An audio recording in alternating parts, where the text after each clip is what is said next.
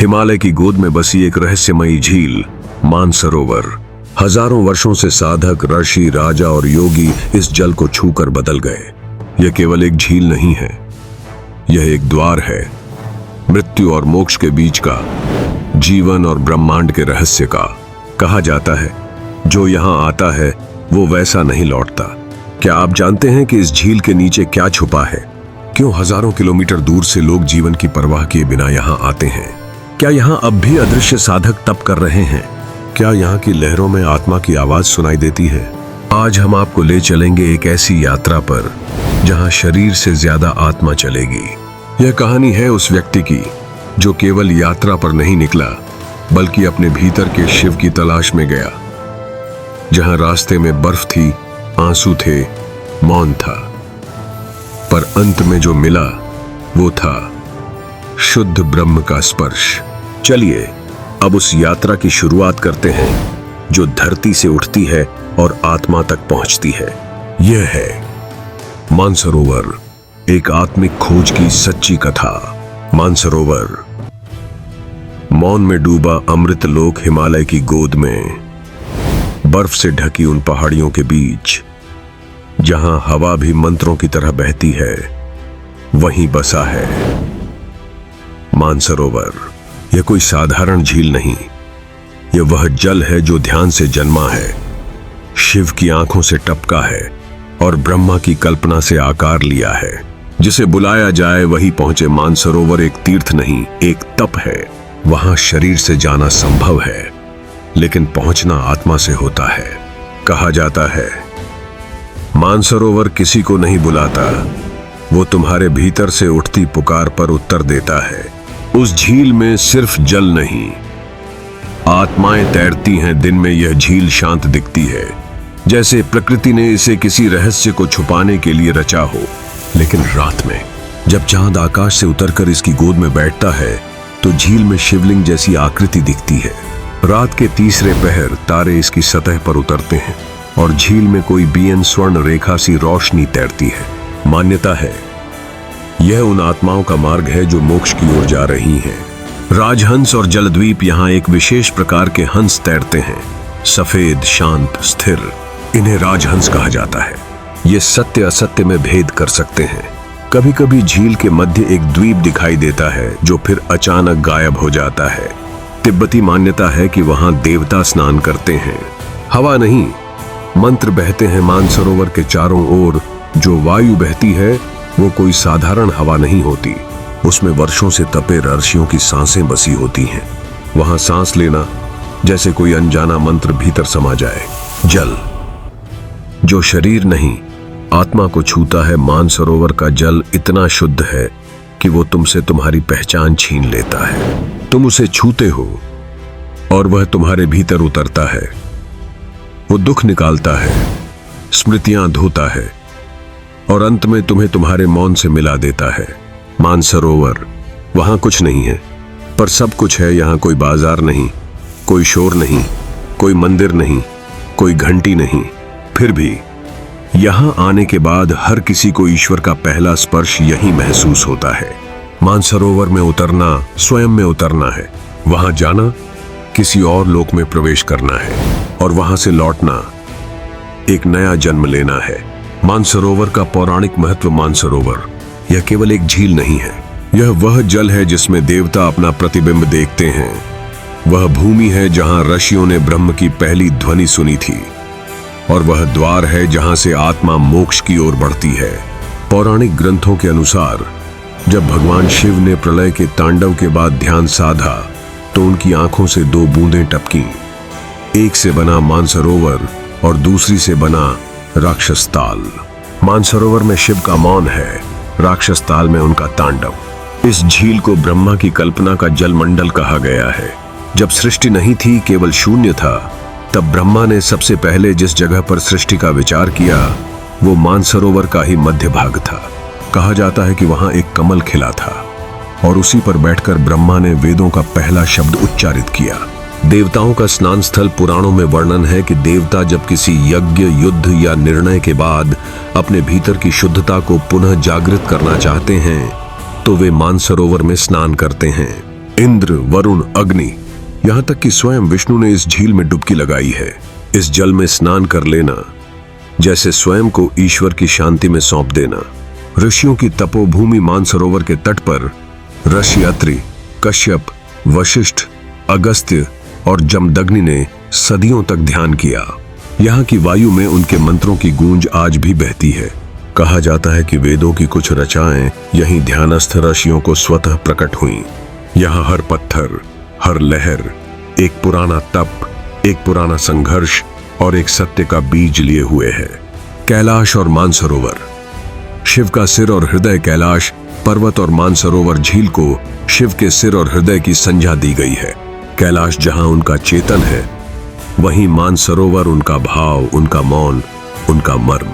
शिव जब ध्यान मग्न होते हैं तो उनकी ऊर्जा मानसरोवर के जल में बहती है, इसलिए यह जल मंत्र से भी अधिक शक्तिशाली माना गया है। नेत्रों से गिरी शक्ति। सती का प्रसंग, जब सती ने यज्ञ में आत्मदाह किया और शिव उन्हें लेकर आकाश में विचरण कर रहे थे, तब जिन जिन स्थानों पर उनके अंग गिरे वो शक्ति पीठ बन गए। मान्यता है कि जब सती की आंखें इस भूमि पर गिरीं तो वहां मानसरोवर प्रकट हुआ, इसलिए इसे शक्ति की दृष्टि भी कहा जाता है। राजहंस और ब्रह्मा का कमल, ब्रह्मा का वाहन हंस, इस झील के चारों ओर विचरण करता है। कहते हैं यहीं पर वह कमल खिला था जिस पर बैठकर ब्रह्मा ने सृष्टि का पहला विचार किया था। यह कमल अब किसी को दिखाई नहीं देता, लेकिन जो सच्चे हृदय से स्नान करता है वो उसके गंध को महसूस कर सकता है। शास्त्र क्या कहते हैं? जो मानसरोवर में स्नान करे वह जन्म जन्मांतर के पापों से मुक्त हो जाता है। स्कंद पुराण। यह जल नहीं, यह ब्रह्म का दर्पण है। शिव संहिता पुराणों की आत्मा है। मानसरोवर, मानसरोवर कोई पर्यटन स्थल नहीं, यह एक अनंत सत्य की झलक है। यहाँ पहुंचने वाला केवल यात्री नहीं, किसी दिव्य कथा का पात्र बन जाता है। यहाँ जल तुम्हें धोता नहीं, तुम्हें याद दिलाता है कि तुम कौन थे और क्या बनने के लिए भेजे गए हो। यही है मानसरोवर का पौराणिक महत्व। जहां देवताओं ने स्नान किया, ऋषियों ने तप किया और शिव ने मौन साधा। मानसरोवर यात्रा। मार्ग और कठिनाई कहा जाता है। मानसरोवर की यात्रा वह नहीं करता जो चल सकता है, बल्कि वही करता है जिसे भीतर से पुकारा गया हो। मानसरोवर की राह कोई फूलों की सेज नहीं है। यह यात्रा शरीर के बल से नहीं, संकल्प के बल से पूरी होती है। जो इसके लिए निकलता है वह हर कदम पर खुद से भिड़ता है, हर मोड़ पर ईश्वर से बातें करता है। यात्रा की शुरुआत होती है भारत से, दिल्ली से काठमांडू, फिर हेलीकॉप्टर से नेपालगंज, फिर एक छोटा जहाज सिमिकोट और वहां से आगे पैदल ट्रैकिंग या पहाड़ी वाहन से तिब्बत की ओर। यहां से असली परीक्षा शुरू होती है। हिल्सा के बाद तकलाकोट पुरांग जाना पड़ता है, जहां ऑक्सीजन आधी रह जाती है। हर सांस गहरी लगती है, हर चढ़ाई जैसे आत्मा की सीढ़ी हो। तिब्बत में प्रवेश के साथ ही पर्यावरण बदल जाता है। धरती वीरान, आकाश डरावना साफ और हवा में एक अलौकिक मान। गाड़ी से यात्रा करना भी कोई आराम नहीं, क्योंकि रास्ते में कहीं सड़कें हैं ही नहीं। पत्थरों, चट्टानों और धूल के बीच से गाड़ी ऐसे चलती है जैसे कोई प्राचीन रथ देवभूमि को स्पर्श कर रहा हो। जैसे जैसे मानसरोवर पास आता है, तापमान गिरता जाता है। 3 डिग्री से नीचे की ठंड, सांसों में बर्फ और सिर में भारीपन। कई यात्री चक्कर खाते हैं, कई की नाक से खून निकलता है, पर कोई लौटता नहीं। क्यों?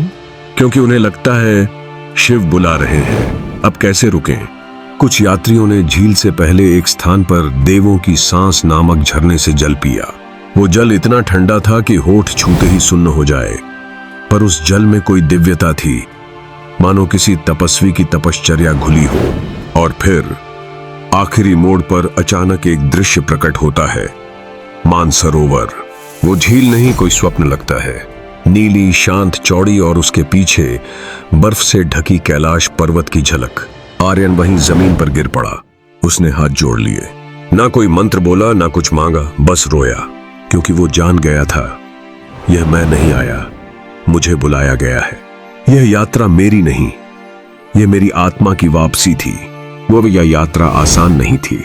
हर मोड़ पर मृत्यु का डर था, हर सांस में संघर्ष, लेकिन हर पल में एक ऊर्जा थी जो किसी अदृश्य शक्ति से बह रही थी।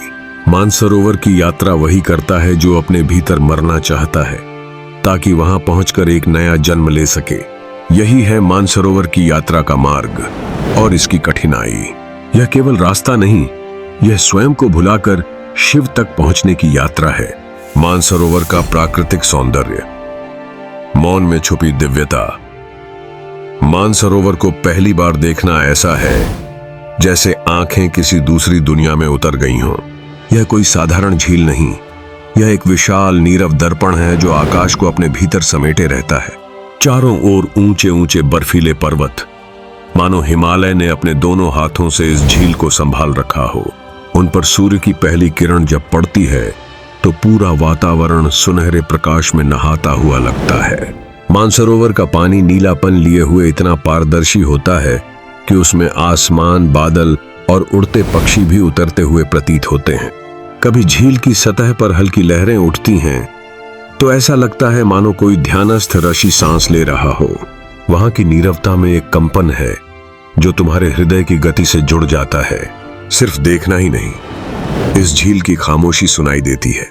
झील के किनारे रेत और पत्थरों का मिश्रण है, लेकिन हर कंकर ऐसा लगता है जैसे शिव की आरती का कोई बूंदनुमा शेष हो। जैसे ही हवा बहती है वह अपने साथ कोई अदृश्य मंत्र लेकर आती है जिसे कान नहीं, आत्मा सुनती है। पेड़ पौधे कम हैं, पर जो हैं वे भी वहां खड़े होकर जैसे तप कर रहे हों। मानसरोवर की रातें वो इस दुनिया की नहीं लगती। झील के ऊपर आकाश गंगा की चमकदार धारा ऐसी दिखाई देती है जैसे ब्रह्मांड खुद इसमें उतर आया हो। चांद की रोशनी जब जल पर पड़ती है तो झील एक विशाल शिवलिंग की तरह दिखने लगती है, श्वेत, शांत और रहस्यमयी। सुबह का समय सबसे अद्भुत होता है। सूरज जब पूर्व की ओर से पर्वतों के पीछे से झांकता है तो मानो पूरी झील जाग जाती है।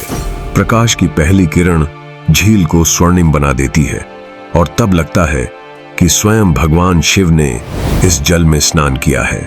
कभी कभी मानसरोवर के ऊपर सफेद हंस तैरते दिखाई देते हैं, राजहंस, जो पवित्रता और विवेक के प्रतीक माने जाते हैं। कहा जाता है ये हंस किसी और लोक से आते हैं। इनका हर पंख, हर चाल ऐसा लगता है जैसे संगीत बह रहा हो और पूरी झील उसकी ताल पर झूम रही हो। चारों ओर फैली पर्वत श्रृंखलाएं मानसरोवर को एक गोपनीयता, एक संरक्षण देती हैं, जैसे एक साध्वी को साधु ने अपनी दृष्टि से ढक लिया हो। इन पहाड़ों की चुप्पी में हजारों वर्षों की कथाएं दबी हुई हैं और वो कथाएं केवल वही सुन सकता है जो इस प्राकृतिक सौंदर्य को मन से नहीं, मौन से देखता है। कई लोगों ने बताया कि झील के किनारे बैठे बैठे उन्हें किसी अदृश्य उपस्थिति का अनुभव हुआ। कोई सांस ले रहा था, पास बैठा था, पर दिखाई नहीं देता था। कुछ को अपने नाम पुकारते हुए सूक्ष्म स्वर सुनाई दिए। मान्यता है कि यह उन आत्माओं की उपस्थिति होती है जो यहाँ वर्षों से तप में लीन हैं या मोक्ष के निकट हैं। कुछ साधुओं ने अनुभव किया कि ध्यान के समय उनके सिर के चारों ओर प्रकाश मंडल ऑरा बन गया और शरीर गर्म होने लगा, जबकि तापमान माइनस में था। उनका कहना है कि मानसरोवर की भूमि में कोई ज्योति केंद्र है जहां ध्यान करने वाला सीधे ब्रह्म ऊर्जा से जुड़ जाता है। तिब्बती बौद्ध कहते हैं कि मानसरोवर के जल में कभी कभी एक दिव्य आकृति तैरती है, जैसे शिव या बुद्ध का चेहरा। यह दृश्य पल भर में प्रकट होकर जल में विलीन हो जाता है, लेकिन जो देख ले उसका मन हमेशा के लिए बदल जाता है। मानसरोवर वह स्थान है जहां तर्क समाप्त होता है और चमत्कार शुरू होता है। यहां जो घटता है वह न आंखों से पूरी तरह देखा जा सकता है, न शब्दों में पूरा कहा जा सकता है। यह झील रहस्य की रक्षक है, जिसका हर कण, हर लहर किसी अदृश्य सत्य की गवाही है।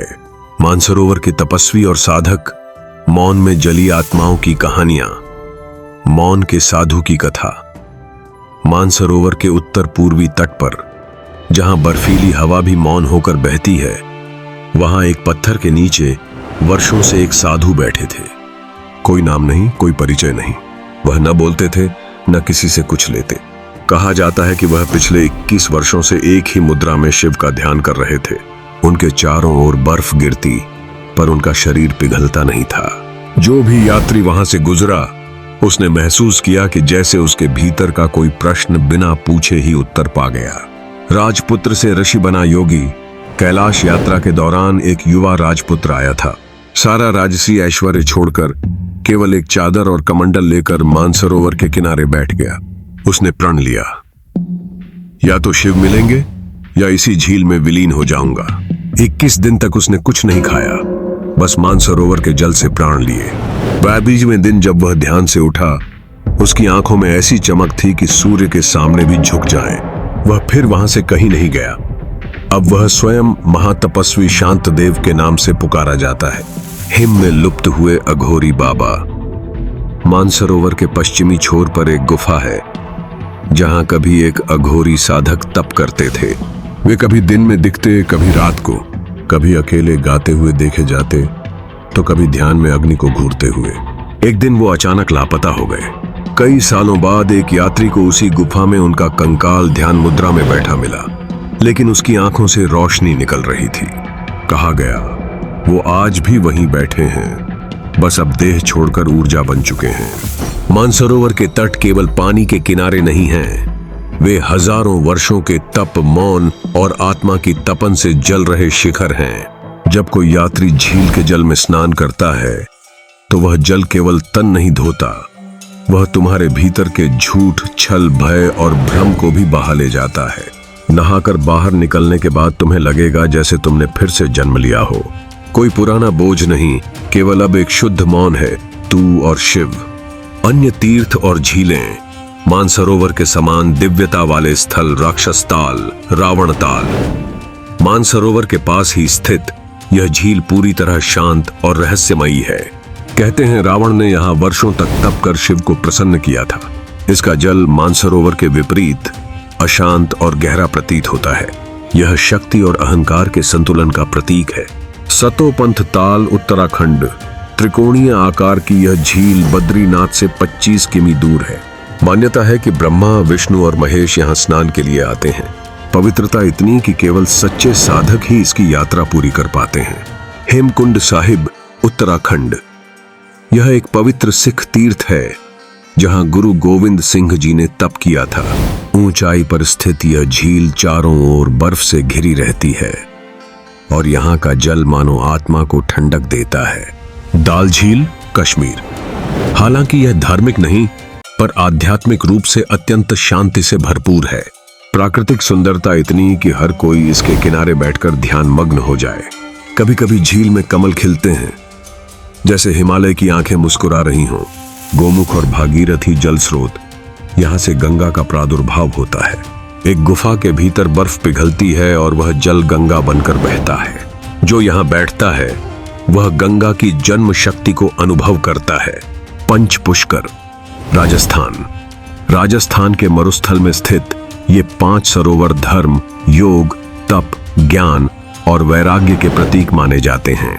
कार्तिक पूर्णिमा पर यहाँ स्नान करने से कई जन्मों के पाप समाप्त होते हैं। गंगोत्री, यमुनोत्री तीर्थ। ये हिमालय की 2 पवित्र नदियों का उद्गम स्थल हैं। यहाँ केवल जल नहीं, जन्म और मृत्यु का अर्थ बहता है। यात्रा कठिन होती है, लेकिन एक बार पहुंच गए तो आत्मा हल्की हो जाती है। मानसरोवर की दिव्यता का वैज्ञानिक दृष्टिकोण। मानसरोवर झील को वैज्ञानिक दृष्टिकोण से देखा जाए तो यह पृथ्वी की सबसे ऊंचाई पर स्थित ताजे पानी की प्राकृतिक झीलों में से एक है, जिसकी गहराई, तापमान और चुंबकीय क्षेत्र असामान्य रूप से अद्भुत हैं। वैज्ञानिकों ने यहाँ की हवा में अत्यधिक शुद्ध ऑक्सीजन स्तर, जल में मौजूद सूक्ष्म खनिज तत्व और वातावरण में अल्फा ब्रेन वेव्स जैसी ऊर्जा तरंगों की उपस्थिति दर्ज की है, जो ध्यान और मानसिक स्पष्टता के लिए उत्तम मानी जाती हैं। मानसरोवर का जल कई महीनों तक बिना सड़न के सुरक्षित रहता है और उसमें जीवाणुओं की संख्या नगण्य पाई गई है। यह बात वैज्ञानिकों को आज भी चौंकाती है। इतना ही नहीं, इस झील के चारों ओर जो विद्युत चुंबकीय कंपन और ध्वनि तरंगें पाई जाती हैं, वे इस स्थान को एक शक्तिशाली ऊर्जा क्षेत्र बनाती हैं, जो मानव चेतना को उच्चतर स्तर पर ले जाने में सहायक है। इसीलिए यह झील केवल धार्मिक नहीं, बल्कि वैज्ञानिक रूप से भी एक रहस्यमयी और उपचारकारी शक्ति स्रोत मानी जाती है। लौटते समय का भावनात्मक अनुभव जैसे ही वापसी का दिन आता है, मन के भीतर कुछ टूटने लगता है, मानो कोई माँ अपने बच्चे को विदा कर रही हो। पांव आगे बढ़ते हैं पर आत्मा पीछे रहना चाहती है। मानसरोवर की वो शांत लहरें, वो मौन आकाश, वो बर्फ से ढके कैलाश की झलक, सब कुछ आंखों के भीतर समा जाता है, जैसे जीवन भर साथ रहने वाला कोई सपना। जो भाव लौटते समय भीतर उठता है, वो न दुख है न सुख, वो एक गूढ़ मौन है, एक एहसास कि अब मैं वही नहीं रहा जो आया था। कई यात्री बस की खिड़की से बाहर देखते हैं पर उन्हें कुछ दिखाई नहीं देता, क्योंकि उनकी दृष्टि अब बाहर नहीं, अंदर की यात्रा पर चल पड़ी है। कोई कुछ नहीं बोलता, फिर भी सबकी आंखों में भीगी हुई पूजा होती है। एक ऐसी पूजा जो शब्दों से नहीं, सिर्फ आभार से की जाती है। धन्यवाद शिव, मुझे बुलाया। धन्यवाद मानसरोवर, तूने मुझे फिर से जन्म दिया। कई लोग लौटते हुए पीछे मुड़कर आखिरी बार झील को देखते हैं। कुछ हाथ जोड़ते हैं, कुछ आंखें मूंद लेते हैं। दोस्तों, मानसरोवर की ये यात्रा केवल एक कहानी नहीं थी, ये उस आत्मा की पुकार थी जो हम सबके भीतर सोई है। यह कहानी सिर्फ एक तीर्थ की नहीं थी, यह कहानी हम सबकी है, एक ऐसी यात्रा की जो बाहर से नहीं, भीतर से शुरू होती है। और अगर यह कथा आपके दिल को छू गई हो तो एक बार अपने अंदर के शिव को प्रणाम करें और इस वीडियो को उन सब तक पहुंचाएं जो जीवन में खोए हैं पर प्रकाश की तलाश में हैं। लाइक करें, शेयर करें और हमारे चैनल को सब्सक्राइब करें, क्योंकि आगे आने वाली हर कहानी आपके हृदय को छूने और आत्मा को जगाने के लिए होगी। आपका साथ ही हमारी सबसे बड़ी शक्ति है। हर हर महादेव। फिर मिलेंगे एक नई आध्यात्मिक यात्रा में। तब तक के लिए स्वयं से जुड़े रहिए, मौन से मिलते रहिए।